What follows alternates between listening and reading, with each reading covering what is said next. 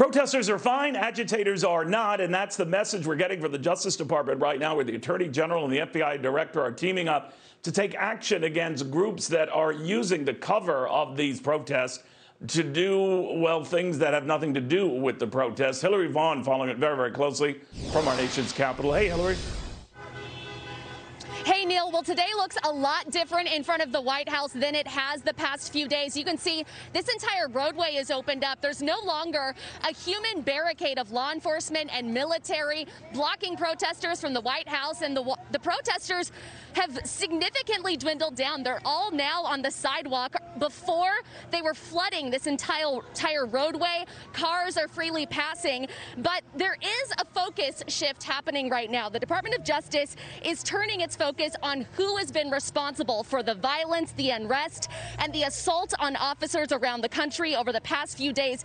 We did just hear from Attorney General William Barr, who says that the protests have been hijacked by professionals who are professional at provoking violence and unrest. Barr says they have seen evidence of Antifa being a part of these protests. He says they're receiving real-time intelligence on the ground and responding accordingly to any pop-ups of violence.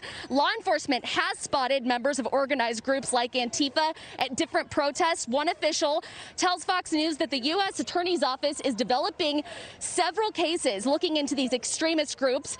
Today, Attorney General Barr says they do also have foreign actors that they've seen that are playing all sides in order to keep instigating this violence. We also are learning that federal law enforcement officials are looking into reports of supply drop-offs by the box of bricks and rocks that are then being used to be thrown at police. You can take a look at this video that was tweeted out by the New York Police Department commissioner, who says this is what they are up against: organized criminals stashing away bulk loads of bricks and other items.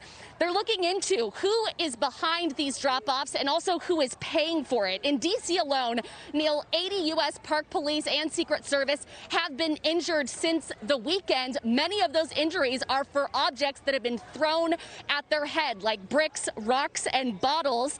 We did hear from New York Governor Andrew Cuomo today, who says that troublemakers who are looting, using items like crowbars and pipes to break into businesses should be arrested and held on bail.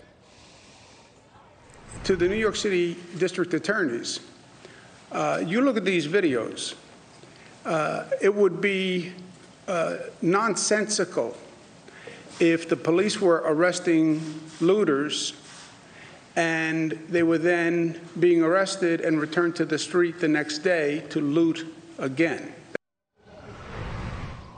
Neil, one other change that we've seen here in D.C., the White House is building a perimeter, a fence, or expanding the perimeter of the White House. So while we don't see a lot of military officers out today, we do see the extension of a fence being erected from the White House grounds towards the Washington Monument. Neil?